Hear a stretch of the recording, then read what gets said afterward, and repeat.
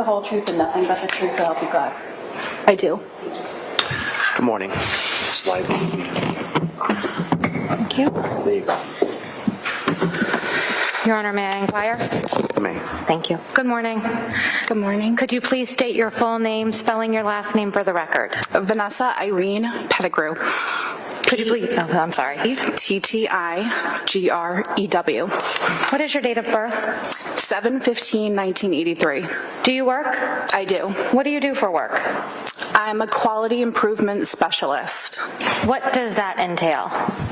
I do quality improvement projects for hospitals, for community health centers, and for community members. Where do you live? I live in Wellesley, Massachusetts. Are you familiar with Kathleen McLean? Yes, I am. Did she also go by Katie? Yes. When did you meet Katie? I met Katie in 2015, and prior to that, I had met her on an informal basis. How did you meet her in 2015? I became a client of hers. I was referred to her from a friend. So when you say a client, what do you mean? She's a Reiki practitioner. Could you please explain to us what a Reiki practitioner is? Yes, I'm actually also a Reiki practitioner, and I studied 2 other different modalities as well. And it's an energy therapy that helps people with wellness. It helps them with calming and overall sense of great well-being. It's a modality that has been proven in studies to show to be effective in PubMed, and it's readily researchable now. So when you met Katie in 2015, she was practicing Reiki? Yes, she was. Where was she doing that? She was doing that in her practice in Marlborough, her office. Did Katie have any children when you met her? Yes, Katie has 3 children. So I guess I should back up a little bit. You met Katie when you were a client of hers while she was doing Reiki.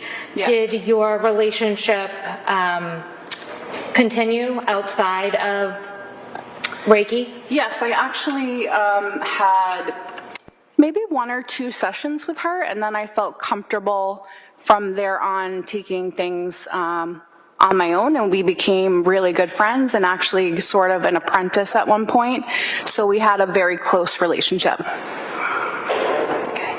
And you said when you met Katie, she had 3 children? Yes.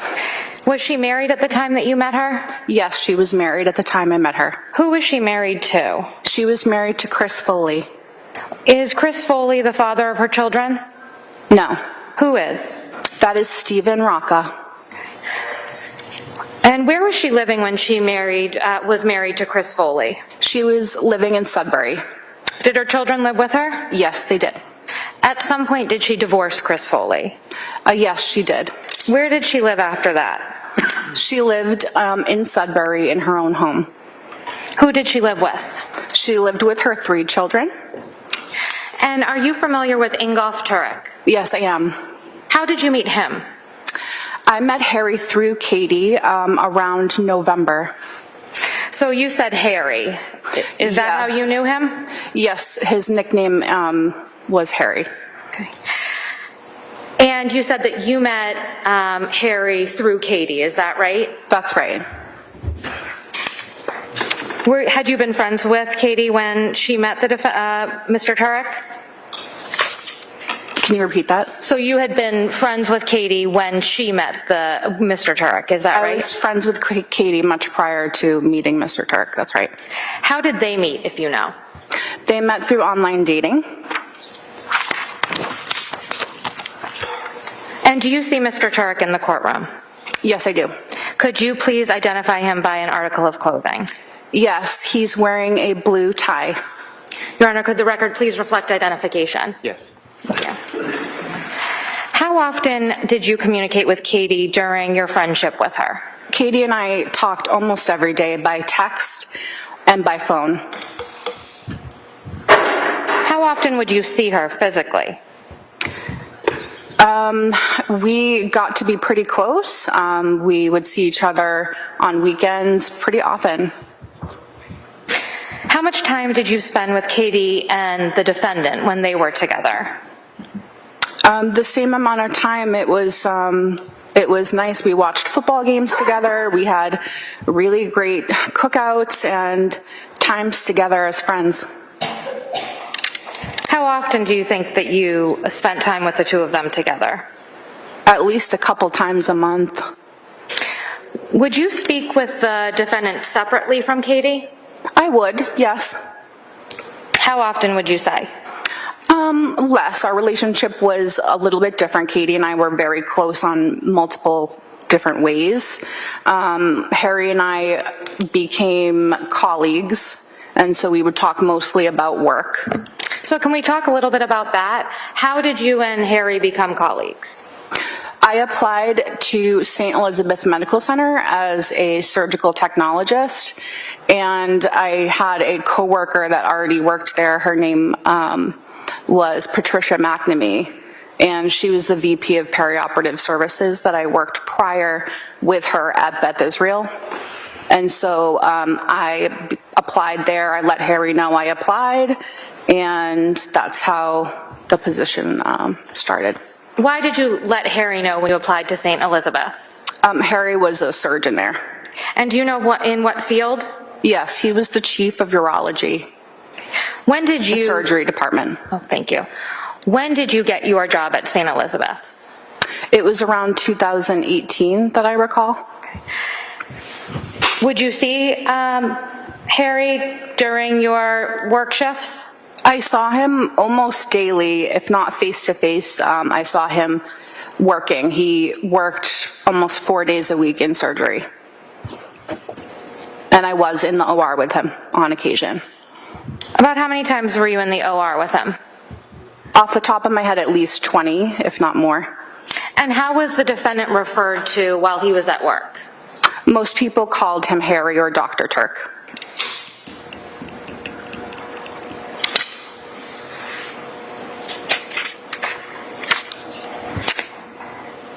You stated that Katie was living in Sudbury after she had divorced Chris Foley. Is that right? That's right. Was she living there when she met the defendant? Yes, she was. She had a lovely house in Sudbury. At some point, did her living situation change? Yes, she decided to move in with Ingolf Tuerk. Where was that? In Dover, Massachusetts, on 26 Valley Road. You said 26 Valley Road? 29 Valley Road. Sorry, Thank you. Excuse me. And who was living in the house at that time when Katie moved in?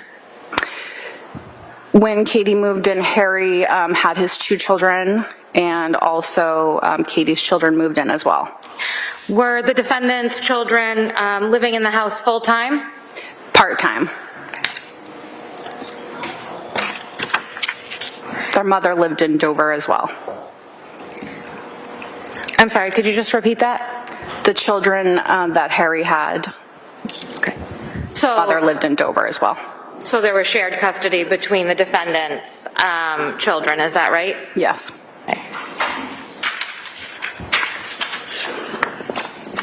When Katie moved into the defendant's home at 29 Valley Road, what was the status of their relationship? Were they married? When they moved in? Yes. They were dating with the idea of getting engaged. Did they get married? Yes, they did. When was that? It was in December. Were you at the wedding? I was not. It was in Vegas. How did that come about, if you know?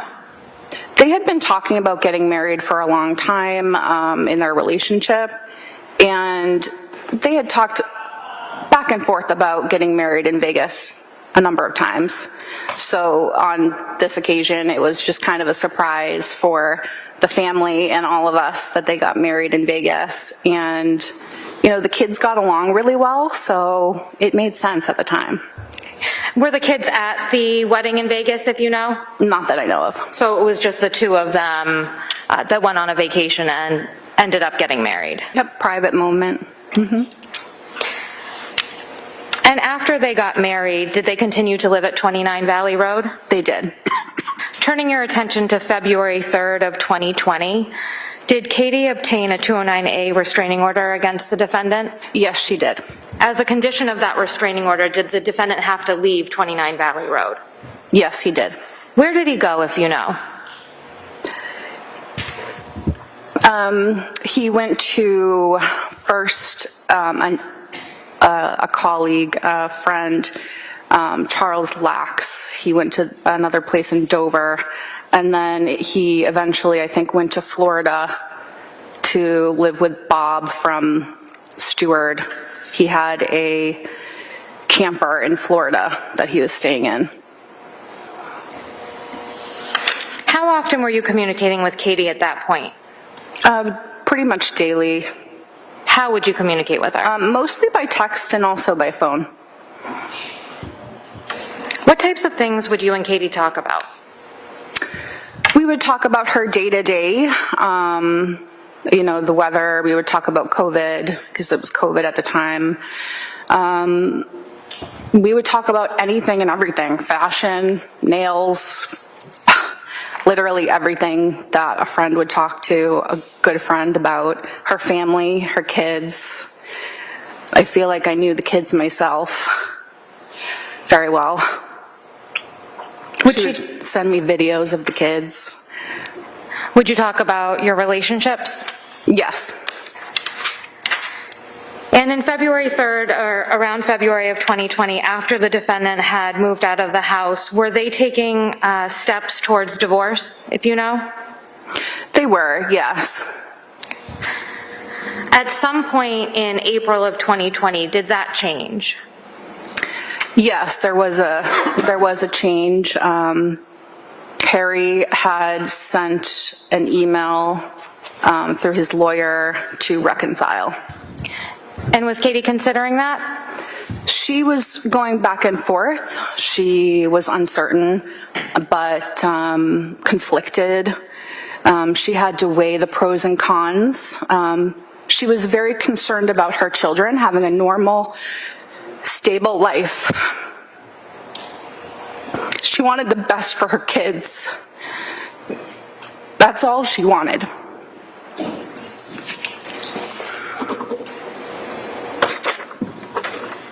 And did they move towards reconciliation, if you know? They did. And how did that happen? Like I said, Harry's lawyer reached out that he wanted to reconcile, and they started the process. I believe there was a prenuptial agreement, and there were several things that they had to decide upon with each other that they would do moving forward to make it work, including having Dr. Tuerk undergo some psychiatric help and to refrain from alcohol. Excuse me. Sustained. Please disregard that last answer is stricken. Next question, please. So when they began reconciliation or talking about reconciliation, where was Katie and her children living at that time? Katie and her children were living in Dover. And where was the defendant living? He was living in a hotel in Dedham. Prior to coming to the hotel in Dedham, where was he living, if you know? As far as I know, he was living in Florida, and he had come up from that trip by car. Did he drive himself, if you know? Katie helped him. And how is that? He had some back pain, and he felt like he couldn't do the drive alone. So she, out of the kindness of her heart, obviously wanted to help him. And she drove to meet him halfway, and I believe Mr. Rocca also went as well to help make the transition of cars. Mr. Rocca being the children's father, is that right? That's right. Okay. When the defendant came back from Florida and was staying in the hotel in Dedham, was Katie seeing him? Can you repeat that? When the defendant came back from Florida and was staying at that Dedham hotel, was Katie seeing him at that time? Yes, she would bring him food. It was COVID. It was very difficult to get supplies and food, and she would supply him with his dinners or something to eat. Was him coming to Dedham just another step in reconciliation? Yeah, it was a way to safely try things out and to, maintain the relationship. Turning your attention to May 15th of 2020, do you remember that day? Yes, I do. What happened? I received a text message from our friend Kurt. What's Kurt's last name? Fennesteele. And what was the text message that you received? I received a message believed to be from Harry, and he made a kind of alarming statement to Kurt, and we didn't really know exactly what it meant. So I think I'm going to back you up just a little bit. Approximately what time was the first text message that you received from your friend Kurt? It was around 8 o'clock in the morning. Okay. And what was that first text message that you received, if you can recall? I remember the context of the message. It basically said, "Sorry, brother," and said that Katie was a devil, and she manipulated everybody. Prior to receiving that text message, did you receive another text message from Kurt? I'm not sure which text you'd be referring to. Is your memory exhausted as to the text messages that you first received from Kurt on May 15th of 2020? Yes. Okay. Would it be helpful to review your text messages? Sure. Thank you. Your Honor, these have been pre-marked as exhibits. Once I show the exhibit to the witness, may I display them on the screen? Yes, no objection, Thank Mr. you. Reddington? No, of course not, no. You may. And if you could just look at exhibit 147 to yourself and read it, and let me know when your memory is refreshed, please.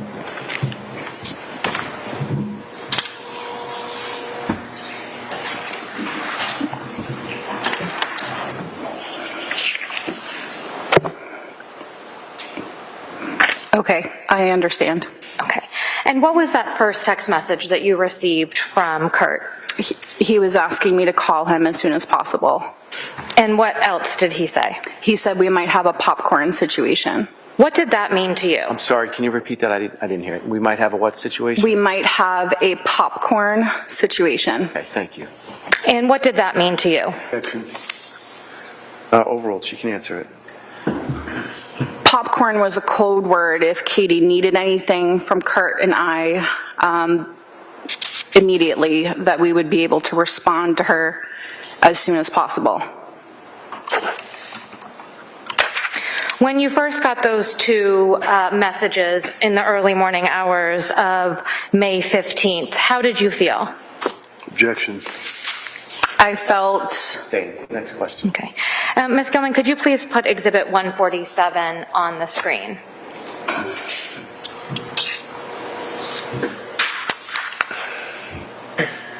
And if you could move up just a little bit. There's a bit of a glare. Could we possibly turn the lights down a little bit?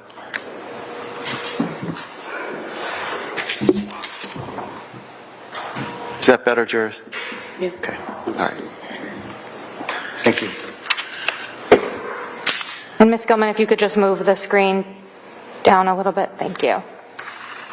And Ms. Pettigrew, are those the two messages that you received from Kurt on May 15th? yes, they are.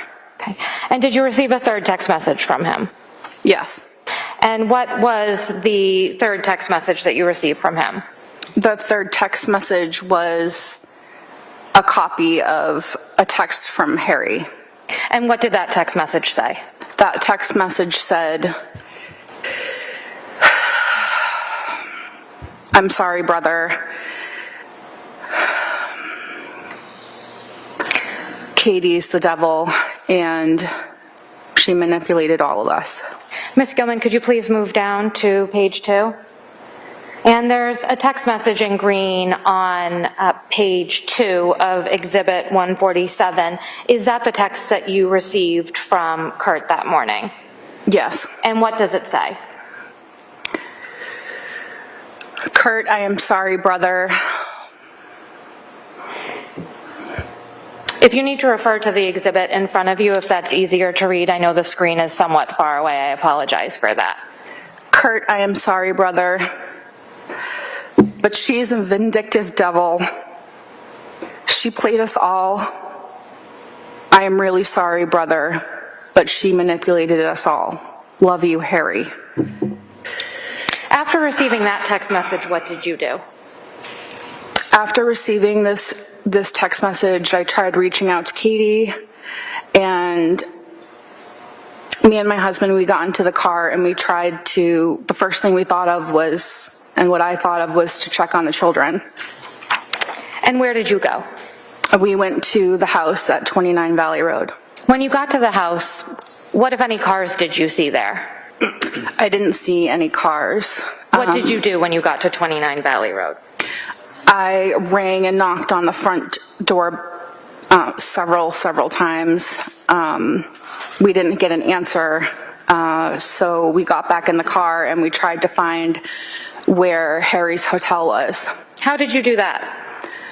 We knew it was in Dedham, and we just tried which hotel we thought it might be. What happened while you were looking for the hotel that the defendant was staying at? I was able to see the 2 cars from the home at the hotel, and I knew that that was the right location. There was a Jeep and a Mercedes parked there. What did you do when you saw the Jeep and the Mercedes parked there? I took a picture of both, and then I went inside, and I'm going to stop you there. Ms. Gilman, could you please put Exhibit 118 on the screen?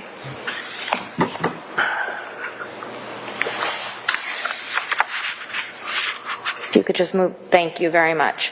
And looking at Exhibit 118, could you please describe what that is? That is the Jeep that they had. Is that the photograph you took when you went to the hotel in the early morning hours of May 15th? Yes. Ms. Gilman, could you please put Exhibit 117 up on the screen?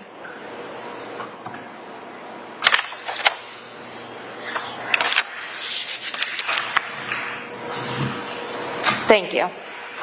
And what is depicted in this photograph? A Mercedes. And whose Mercedes is that? That is also one of the family vehicles. And was that in the parking lot in Dedham on the early morning hours of May 15th? Yes, they were next to each other. To your knowledge, who normally drove the Jeep? Harry liked the Jeep, so Harry would drive the Jeep. What about the Mercedes? Often Katie would drive it, but they would occasionally switch up the vehicles. When Harry was living in Florida, which car was Katie driving? She was, If you know. If you don't remember, that's fine. she was mostly driving the Jeep, but I don't recall which in particular. Thank you. So you stated that you found the hotel in Dedham when you found the vehicles in the parking lot, is that right? Yes. After you snapped those 2 pictures that we just saw, what did you do? I went in, and I'd like to remind everyone that it was COVID time, so it was a little bit awkward. When you say awkward, what do you mean? People weren't supposed to be talking to each other, like gathering or anything like that, so it was just an awkward time for everyone. So to be like looking for someone and trying to find someone, it was just a little bit awkward. So I went up to the clerk at the front desk, and I asked if they could ring the room of Harry Tuerk. And what happened then? They rang the room multiple times and nobody picked up, and I was very frustrated. I couldn't reach my friend because I thought she was in there because the car was there. So then I went back to the house at 29 Valley Road, and I tried to make sure the kids were okay again for a second time, and I went to the side door, the glass door this time. So you said that when you went to the hotel, you were sort of frustrated because you couldn't get in touch with your friend when they were ringing the room. Is that right? That's right. Which friend are you referring to? Katie. Were you trying to get in touch with her in any other way during this time period? Yeah, phone calls, text messages. It was not like her. I'm sorry, could you repeat that? It was not like her to not answer repeated texts or phone calls. And when you say phone calls, that would be to her cell phone, is that correct? That's right. Okay. So after you left the hotel when you could not find Katie, you said you returned to 29 Valley Road, is that right? I did. Then what happened? I knocked on the side door, which was glass, and that leads into the kitchen, and I saw Sam there. And Who's Sam? Sam is her son. Okay. And approximately how old was Sam at the time, if you know? I don't remember, maybe 13 around. Okay. And what happened when you found Sam in the kitchen? I think I startled him. I was frantically looking for his mom at that point, and I asked him for the phone number of his dad, and I also asked him if all the kids were in the house, and he said yes, they were upstairs. Did you see any of the other children at that time? I did not. They were upstairs, and my goal was to get the phone number for the dad and just make sure everybody was in the house. So you said that you entered the house through the side door and you were in the kitchen, is that right? Yes. Did you go in any other rooms in the house? I did not. Ms. Gilman, could you please place Exhibit 148 on the screen? And what is depicted in Exhibit 148? That is the house at 29 Valley Road. Your Honor, may I approach, please? Yes. I'm handing you a laser pointer. Okay. So you have to press this button. If you could please show the jury, you stated that you originally went to the front door. If you could just show us where the front door is located at 29 Valley Road. I don't know if it's reaching. It will, just move it around, thank you. This is the front door. Okay. And when you returned the second time after you had been to the hotel, you said that you went to the side door? If you could just show us where that side door is. The side door was over on this side. And that led directly into the kitchen? Yes. Is it in between, is the side door in between the garage and the house? It was in the back. It was in the back of the house. Like they had a patio and things like that in the back, and on the patio deck there was a sliding door that was glass. Okay, so if, Ms. Gilman, if you could place Exhibit 149. So this door that's in between the garage and the home, that's not the door that you went in? No, it wasn't. I did look through that door, but I went to the side door to meet Sam in the kitchen. When you went to the sliding glass door, did you have to go through a fence or a gate or anything like that? I don't remember if there's a gate that I went through, but I had to knock on the door because that was a locked door, and Sam opened it up. Thank you. So you stated that you spoke with Sam and you were able to get Mr. Roca's phone number, is that right? Yes. What did you do at that time? I had gone home, and I took a couple minutes to kind of gather myself and think about what to say to the father.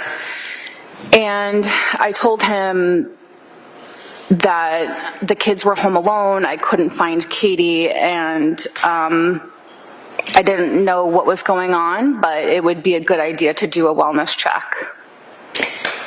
And at that point, did your conversation with Stephen Roca end?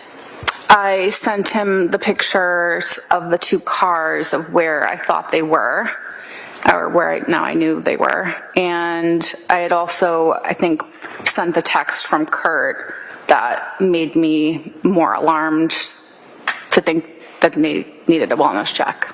And at that point, did you stay at your home after you had alerted Mr. Roca to the situation?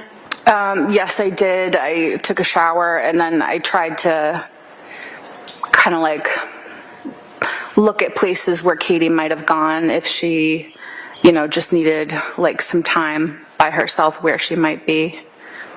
At some point that evening of May 15th of 2020, did you go to the Dover police station? I did. Why did you do that? By that time, Stephen had called me and told me that something was going on with Harry, that he was being brought out by an ambulance, and he was like, what is going on? And the Dover police had been involved, and the Dedham police had been involved at that point. And then the Dover police called us in for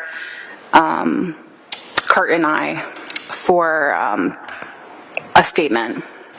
Did you give them anything else while you were at the Dover police station? Yes, I gave them my phone because I thought it would help find Katie quicker. And did you consent to an extraction of your cell phone? I did. Was that done to the best of your knowledge? Yes.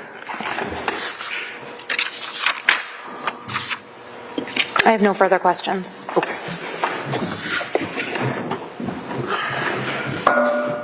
Does anybody need to break jurors before cross-examination? Okay. All right, go ahead, Mr. Reddington. Probably towards the end.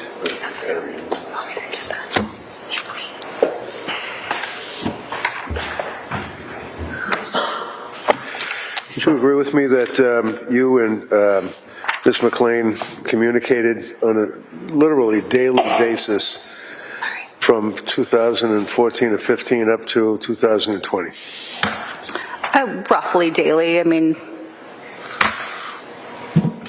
yes. And you'd agree with me that your communications on a daily basis would really pretty much consume most of the day. You talk in the morning, you talk in the afternoon, you talk late afternoon, you talk in the evening, talk in the late evening. Depend on what was going on. Obviously, we have jobs, Right. family matters, So activities. how many texts do you believe over that period of time? Would you agree with me that it's 2014 or 15 that you first made contact with Ms. McLean? Around 2015. And from 2015 until 2020, would you agree with me that you had almost 12,000 pages of text messages between yourself and Katie? I can't confirm how many pages. I've never seen them printed out.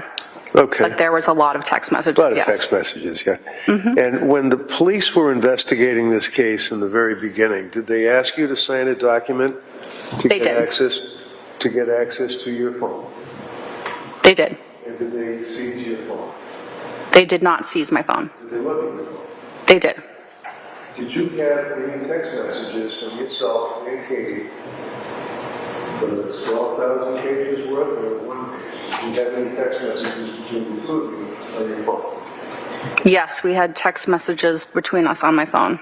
And going how far back? As far as I know, they started in 2015.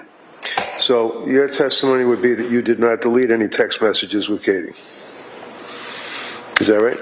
I don't recall which text messages were deleted or not deleted. Okay.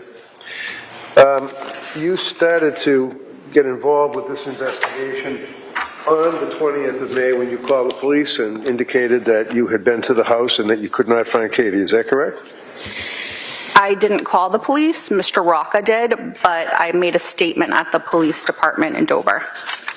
And when you went to the police department in Dover, do you recall how many times, if you remember, that you spoke to the police investigators from Dover Police Department? Once or twice? Because you gave an interview, right? I gave an interview, yes. All right. Do you remember the date that you gave them the interview? It was on the date that she was missing. Do you recall when you spoke with, was it Trooper Jeffrey Kotkowski that you spoke to? If you remember.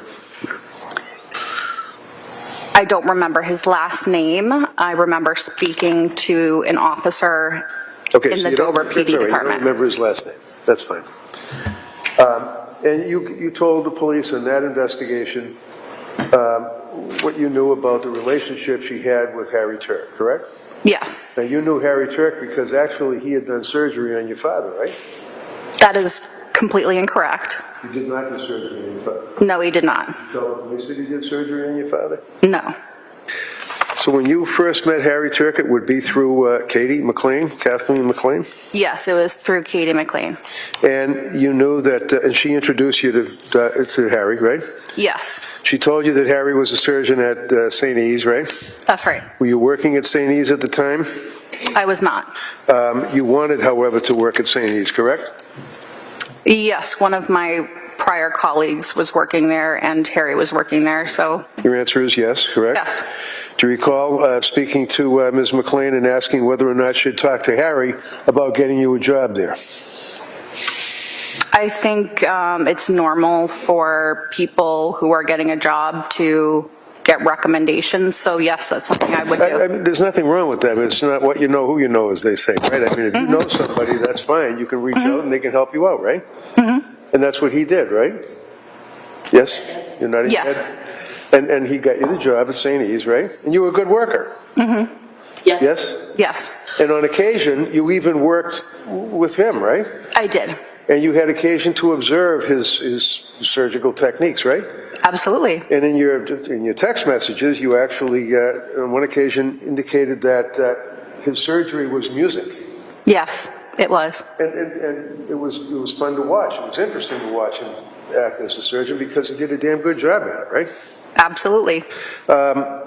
When you met Katie, when you first started talking with Ms. McLean, would you agree with me that one of the things that you two would talk about was her concerns that Harry was having relationships with other women online or offline, right? That topic came up. It came up about 1,000 times, right? Wasn't just come up once, it came up all the time, right?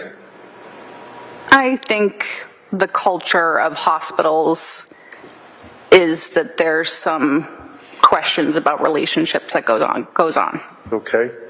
Well, I mean, she would reach out to you in your text messages. For example, do you recall in the beginning portion of your relationship would be page 1710 on the texts, that she sent you a message saying that she is Objection. text. All right, first of all, is there a date on that, Mr. Reddington? Pull up 1710 on this. August 6th, Of what year? 2018. Beginning of their relationship. Can you show Ms. Beatty and Ms. McLaughlin, please? Could we approach, please? Yes, we can approach. Bring the laptop. So if we can get him on by 12:30, he'll be the next witness. If we can't, then we'll move to Mr. Fannin's-Deal, but we need to talk about something before he starts to testify. But we're hopeful that we can finish this witness, then do Officer Wilcox. That's generally what people try to do in a trial, you know? Sorry. I don't care as long as I get out what I want to get out.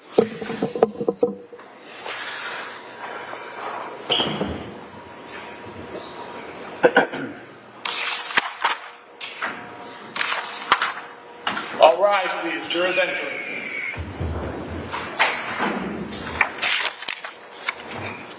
Can we get the witness? Can we bring the witness in?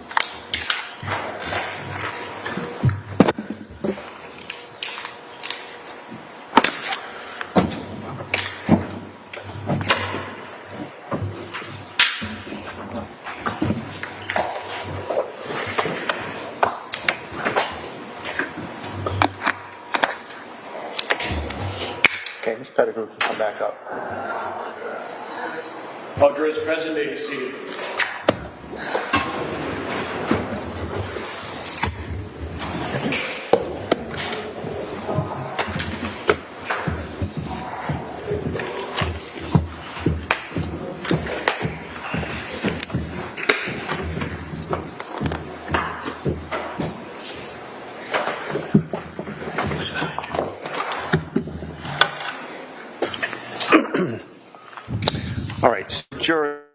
give you an instruction.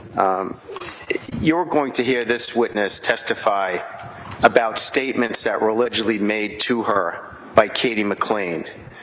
Those statements are only offered for a limited purpose. That is, to show the state of mind of Katie McLean around the time of the alleged event and the relationship. You may only consider those statements, that is, to Ms. McLean's state of mind, only if you find that the defendant was aware of her state of mind. You may not consider the statements for the truth of what is asserted in those statements. Okay. Thank you. So, Ms. Pettigrew, I'm going to ask you if you recall the content of these text messages in your communications with Ms. McLean. Do you recall that she indicated to you that she found in his cell phone a woman that he had an affair 14 years ago, Kate Kelly? I remember the name Kate Kelly. Okay. She was from New Hampshire, right? Yes? Yes. And do you remember that Kate McLean was very upset about the fact that she found that contact in Harry's phone? Talk to you about it. The two of you sent texts back and forth. I remember conversations about the name Kate Kelly. And the conversations basically were that Kate McLean was very upset about that, right? As far as I knew, she was trying to figure out what was going on. Right. And she told you that she found that by looking in his phone, right? I don't recall that particular aspect of her looking in the phone.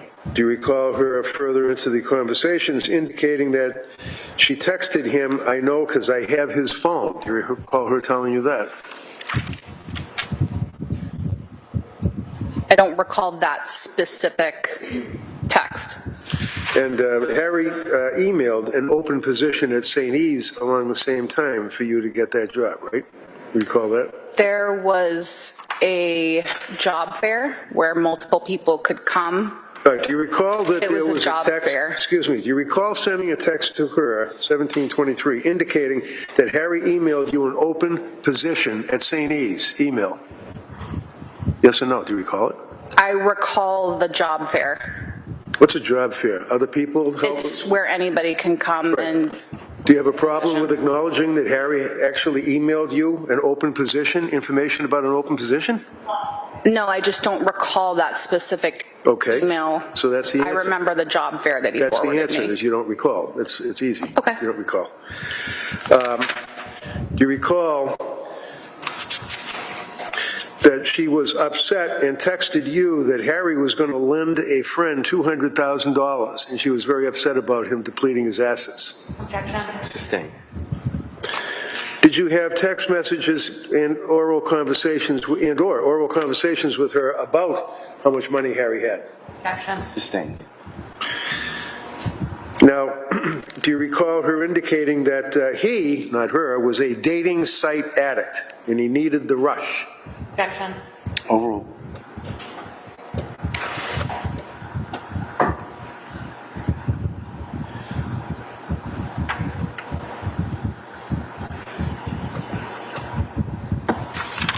I remember both of them talking about dating sites. Okay. And do you recall her indicating that, in her opinion, he was a dating site addict and needed the rush? I don't remember those terms, but they did talk about the dating sites. It often comes up in new relationships, whether or not to Okay, so, stop the dating sites or not. right, yeah, you've answered that. Yeah.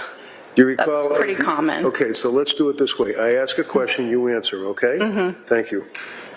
So do you recall indicating to her, I guess maybe I should work for Harry, you need a spy? Do you remember saying that to her? Overall. Are you talking about a joke? The other one that said it. Are you talking about a joke? That was, You remember saying it? I remember a joke passed between Katie and I. Uh-huh. And the joke was what? That you were going to be a spy for her? I remember a joke like that, yes. Okay. What did you mean? It's just a joke. Like what? I don't get the joke. What joke? What was the joke? It's just a joke between friends. Okay, and what was the joke? That if you know where someone is and you are spending time with them, that you would, you know, tell them what you saw. Right, and she was very active on tracking websites as well, tracking his whereabouts, isn't that right? That you knew about, overall. I think both of them did that. Okay, look, the question is, were you aware of them discussing anything about tracking websites? Yes or no? They tracked each other. They tracked each other, okay. Yes. So you know that she actually, you recall sending her a text saying, you gotta get off that tracking thing? She felt that it was interfering with their relationship? I say that to parents that track their children all the time as well. There's a lot of helicopter parents out there. So the question is, again, if you can focus, I apologize if I confused you. Do you recall any conversations about the tracking app that she was using ruining their relationship? As far as I know, they were both using it, and people Can you use just it for their answer the kids. question? Yes. Okay, yes. thank you. Now,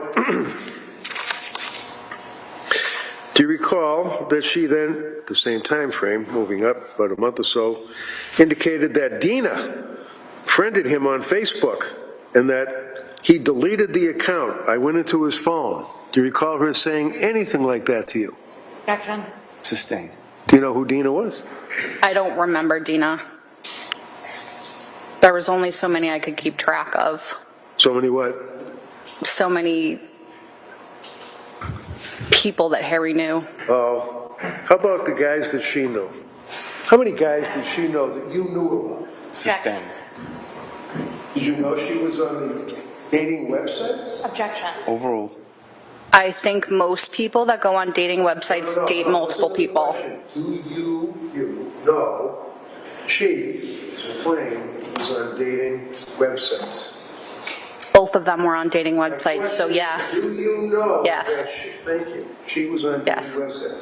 And you know that she was receiving photographs of men, various stages of dress, on exercise equipment, beaches, things of that nature. You know that, right? Objection. Sustained. That's the nature of online Hey, dating. listen, just take a moment before you answer the question to see if there's an objection, okay?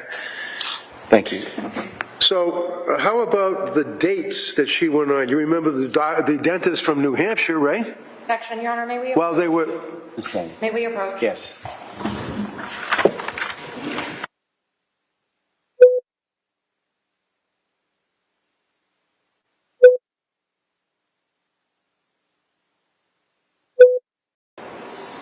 I've lost all my boards. Lisa? They were here. Oh, they're up there? Okay.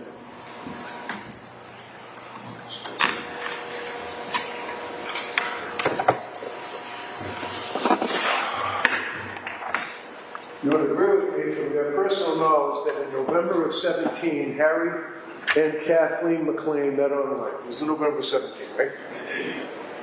I believe so.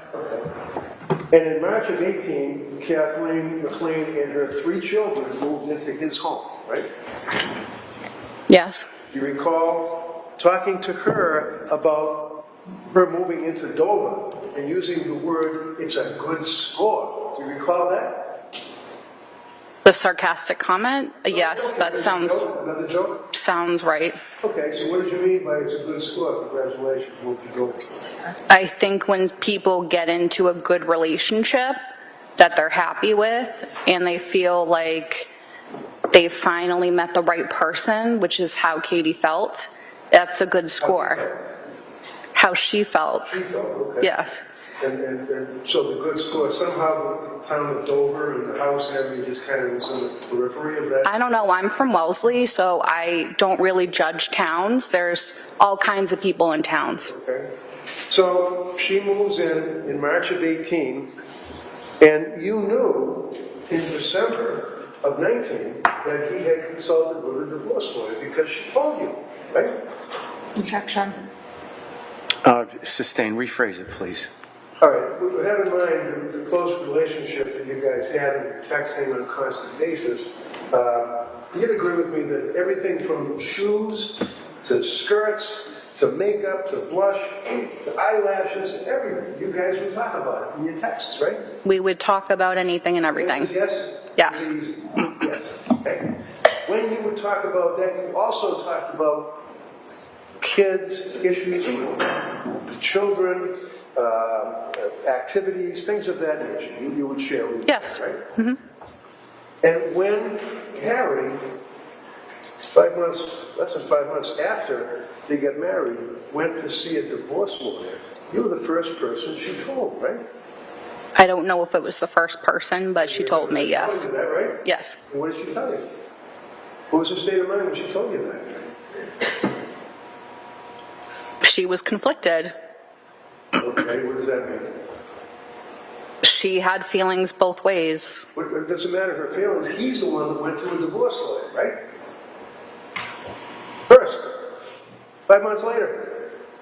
I don't recall the details of him going to the divorce lawyer.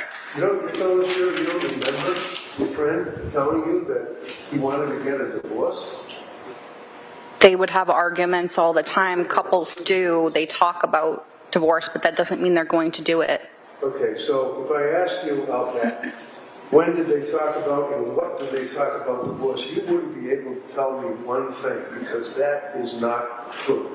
Correct? Objection. I'm not sure. second. I feel like you're One putting second, words in my mouth. excuse me, ma'am. When there's an objection, you don't answer, okay? Okay, I'm sorry. All right. So the objection is sustained. Please rephrase the question. So, the end of January of 2020, you knew that he was going to get a divorce, right? You at least knew that. I did not know for sure what his plans were. I had never spoken to him about it. Things changed. Yes. You knew he saw a divorce lawyer, right? She told you. They talked about divorce a couple different ways. Not they, please, focus. They, nothing. Her told you you got a divorce lawyer, right? That's all. Yes. Okay. And as a result of that, then she took action and got a divorce lawyer of her own, right? Sure. Right. And then she went and got a restraining order against him and got him thrown out of his house, right? That's not how I recall the timeline of events. Well, it was February 3rd that she got the restraining order. It was the end of January that he saw the divorce lawyer, well before she saw him there.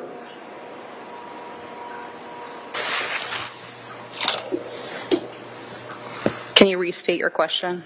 Sure. February 3rd is when she got the restraining order throwing him out of his house. Okay?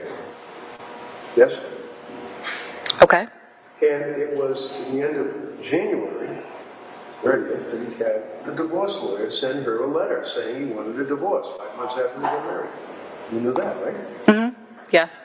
And it was February 3rd, after he got the divorce lawyer, that she went and got the restraining order to throw him out of his house, right?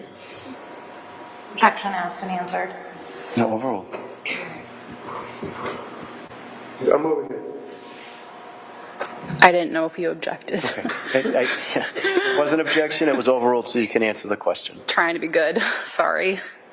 Yes. All right. Yes. So now, when he was out of the house, you knew that she stayed in the house, right? Yes. With the 3 kids. And one of the questions the DA asked you was about the car, right? Yes. And which car was it that she had? She would use either one. I know She had the Jeep and she had the Mercedes. Okay, and they were his cars, right?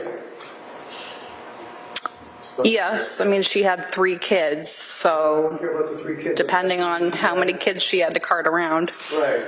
Right. His car, right? I think once you're married, it doesn't become his and hers, but sure. No, I guess not. Before they got married, he owned the Jeep, right? Yes. Before they got married, he owned the Mercedes, right? Yes. Mercedes was over $150,000, right? I don't know how much it costs. He liked to drive the Mercedes, right? I'm not sure. Is this Who relevant? paid for the car while he was out? Again, I'm over here. Who paid for the car when he was out down in Florida during the pandemic? Who paid for the cab? Sustain.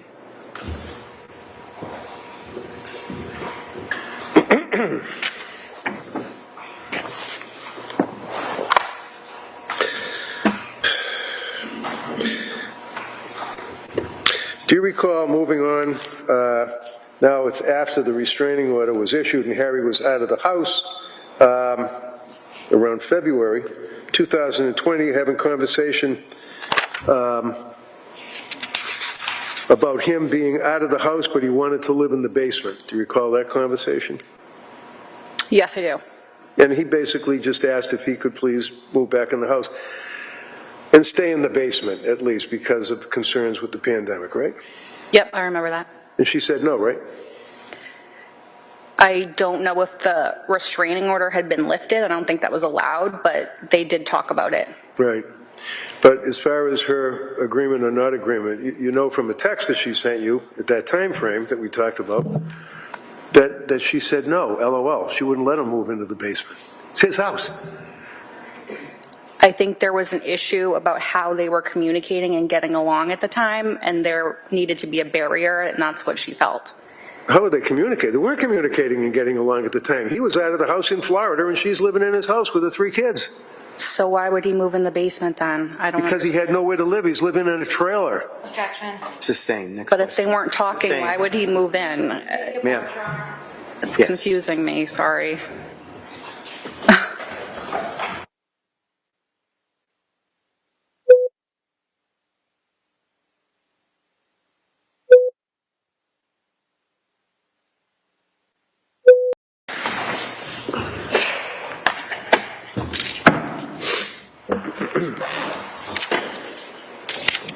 Okay, go ahead, Mr. Reddington. Around March into April of 2020, you knew that she knew that he was going back to Germany. Yes, I knew he was taking a trip to Germany. And in fact, that he was going to Germany and he had a job there. She knew that, right? I don't know if he had a job there, but there was a job he was exploring in Germany, yes. Okay, and she knew that he wanted to go back to Germany for good, right? It was an option that he was trying to figure out, yes. As far as I know, he had an option in Florida as well. And then, but he didn't want to stay with her. He wanted to leave. He wanted to get divorced. He wanted to go back to Germany, not go to Florida with her or anything, right? That was not my understanding. Sorry, ma'am. Just, you need to wait a second before you answer the question. I'm sorry. That's okay. You don't have to be sorry. Just wait a second to see if there's an objection to the question. So the objection is sustained. Next question. In March of 2020, you would have your husband, Vincent, is it? Yes. And Vincent can speak German, right? He can speak 4 languages. So that's wonderful. Is the answer yes, he can speak German? One of the languages he can speak is German. Yes. And she, on a number of occasions, would ask you to have Vincent interpret German messages that she received, or he received from Germany, thinking that they were women, right? I don't think it was that. It was just a language barrier, and to be able to translate would be helpful. In March, at the end of March of 2020, do you recall her texting you, he's talking to a woman from Germany early, can you please have Vincent look at it?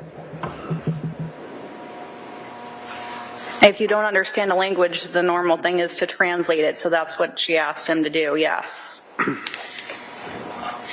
Do you recall her at the same time frame, moving from March into April, that she determined from looking at his phone, he's on Twitter, on the phone, texting like cheating in my face? Do you recall her saying that to you? I don't recall that specific one, but I do recall that there were conversations about cheating. Involving both of them, right? Objection. Sustained. You remember when they, back when they got married, you remember they went to Las Vegas? Yes. You remember that it was a, what do you call it, a conference? I think like a international conference or something. I think it was on aging. I believe Harry was going to a conference and Katie went along. Okay. And he was speaking at this conference on whatever the topic was, right? Mm-hmm. And it was when they were in Las Vegas that they got married, right? Yes. And that was, you know, everybody was pretty happy about that for a period of time, right? Of course. And then she texted you that within 3 weeks that he kicked her out again, go look for a house, is what she told you. You remember that? I remember that they weren't getting along, and there was an option that she would have to look for another home. Well, it wasn't an option because back before May of 2020, it was his home, right? No, over. You knew he owned the home, right? Well, she put money into the home too, so. Like what? She put money from her home sale into the home, and she also helped build the garden in the back. She didn't put a nickel into that home. That's not my Well, it may understanding. not be your understanding, but she didn't put a nickel into your home. That's not my understanding. Ma'am, you need to So, sorry. disregard that last answer, Jarvis.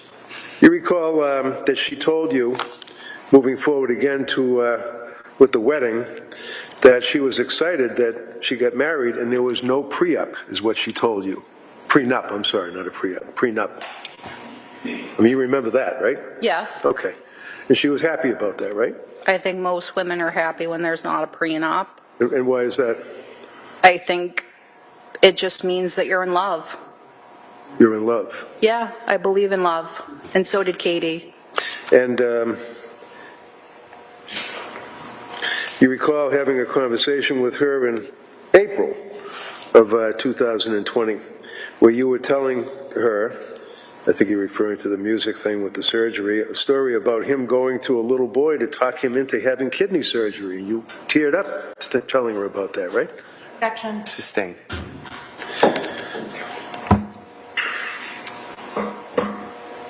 Do you recall that she indicated again at that same time frame that she texted you that she was determined to move home to Germany? He was determined to move home to Germany. Remember that? I think that was one of the options for him. I think he had others as well, so it's Okay, so the I'm way you're asking asking the about the question. text, ma'am, not what you think other options were, might have been, could have been, should have been. She was upset and told you that he was determined to move, and I quote, determined to move home to Germany, is the text she sent you. Do you remember that? I do. All right.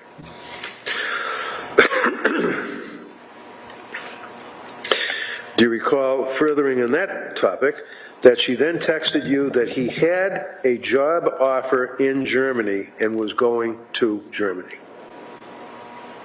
I do remember that Okay. conversation. All right.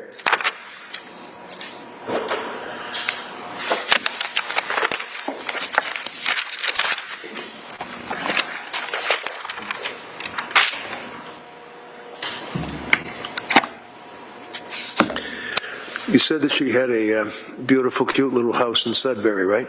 Yes, And you'd agree with me that that ultimately went up for sale, right? it did. You'd agree with me that it was in foreclosure, right? I do not have that information. I know she was renting it while she was living in Dover. Okay, do you recall that in fact she described the house to you as shitty and that actually the basement was flooded right when she was trying to sell it? I don't believe that certain homes are shitty and certain homes are not, but that might be a conversation someone has when they're frustrated, which I can understand. There was a water,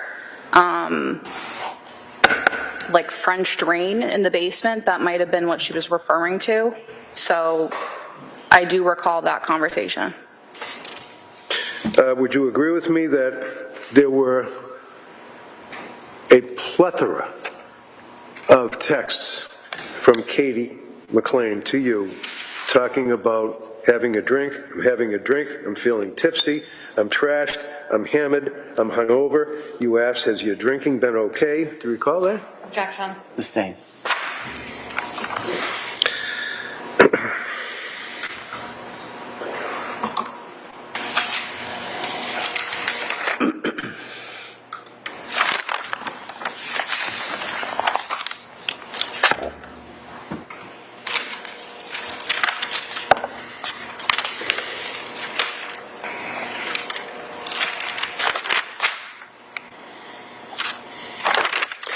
Do you recall her indicating that she had, and she texted you, and this would be right around the same time that they were supposedly reconciling, that she had a new app to track his location? Do you recall her telling you that? I do not recall. Do you recall her indicating, wow, Dr. Tuerk apparently can perform surgery from Home Depot? Do you recall that one? It's kind of funny. Sustained. Did she ever tell you that she used the the tracking app, his location? You gotta wait till she objects. Okay, overruled. She can answer that. Okay, you can answer. I answered this already. They both had tracking apps, so yes, both of them had tracking apps. Okay. But you don't recall her indicating that he was at Home Depot on one occasion? No? I'm sorry. Sorry.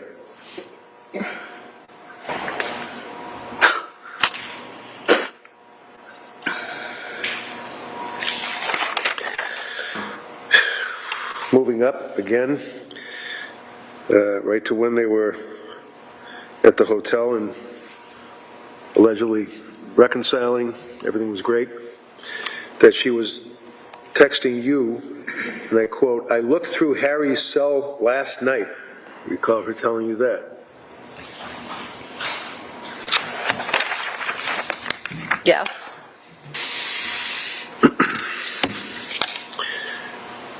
Do you recall her texting you and saying, "I'm so happy I have Vanessa to look at the phone"? That'd be you, Vanessa, right? I don't recall that one.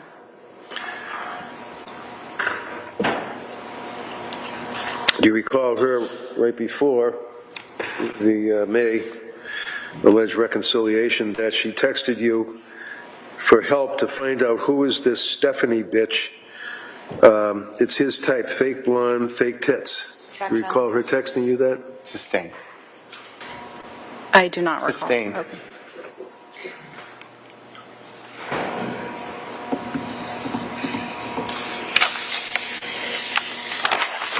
Do you recall while they were ostensibly reconciling that she indicated to you that she was still going out on dates with the dentist from New Hampshire? Objection. Overruled. When they were separated? Do you recall the dentist from New Hampshire? Yes, I don't recall the timeline you're Okay, so speaking the of. answer is yes, Yes. right? His name was Michael, right? Yes. Okay. And in May of 2020, she told you on a text that she went out on a date with the dentist again, right? Objection. Overruled. Yes? Yes, they were separated. So. Yes, the answer is yes, right? Yes. I know you want to say they were separated, but you knew that she went on a date in May of 20 with the dentist Michael from New Hampshire. Okay. Okay. And again, towards the very end of that time frame, she indicated to you that he intended, again, talking about he had the job. Now it's not possibly. He had the job in Germany, and he will be leaving. She told you that, right? She was upset. Well, yes, it also wasn't the amount of money that he would like, so Oh, so it wasn't enough money? that was for him to decide. He was still Right, but deciding. she knew how much it was, though, right? Objection. No, It wasn't it wasn't. Sustained. Sustained. Next question. Do you remember her indicating or asking, and again at the time frame of the end of April, beginning of May, can you see if he's back on Instagram and start printing them out? Do you recall her asking for your help for that? Yes. Okay. Do you recall that one of the text messages that going back to February 2019, on February 20th of 2019, that you sent a text to Harry, and he was asking you about why Katie was having, you're objecting. Objection. Sustained. Well, can I see it sidebar? Yes.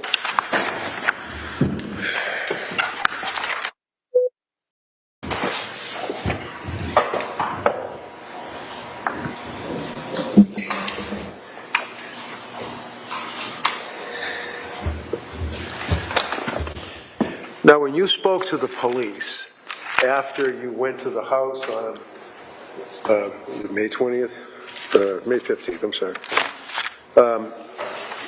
you knew at that point that Harry had signed a deed transferring his house over to her and him jointly, right?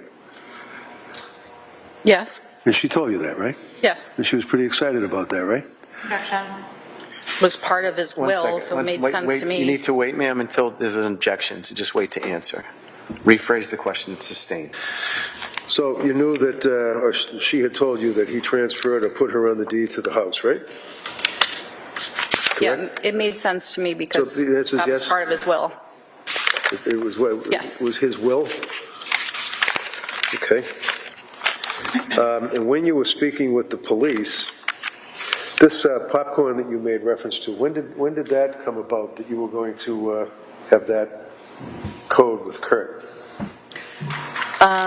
We were nervous. Sorry? We were nervous about, I'm not asking about you being nervous. I said when. It's a W word. When? okay, When was it? so we were trying to figure out when they were reconciling it. When was it that you decided to use this popcorn word? Before Harry moved back into the house. When? So that would be around April. Okay. It was really just a week before you talked to the police that you decided to use this popcorn. You told the police about popcorn a week before, just a week. Okay. Is that right? I don't know. I'd have to check. So when you were speaking to Lieutenant or Detective Kwiatkowski,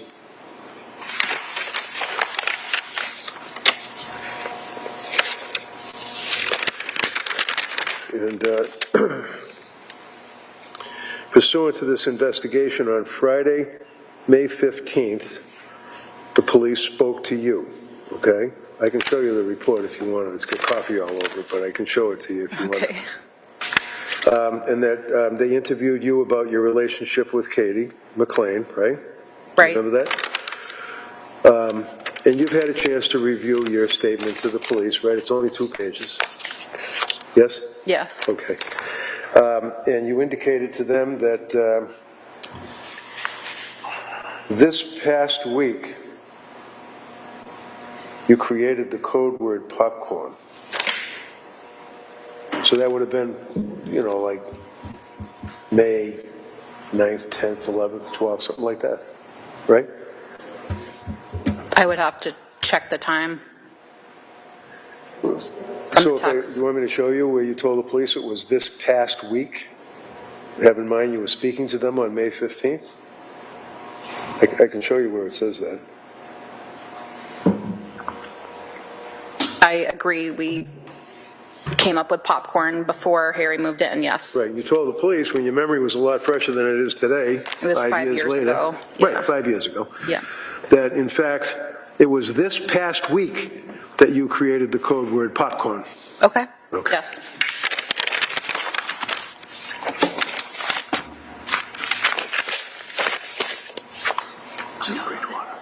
Go ahead,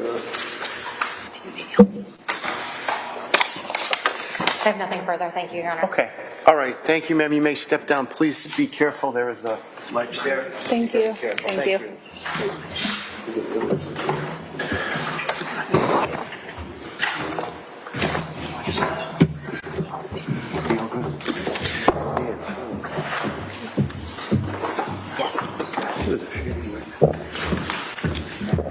Okay, does the Commonwealth want to call its next witness? Yes, Your Honor, the Commonwealth would call Sergeant Todd Wilcox, please.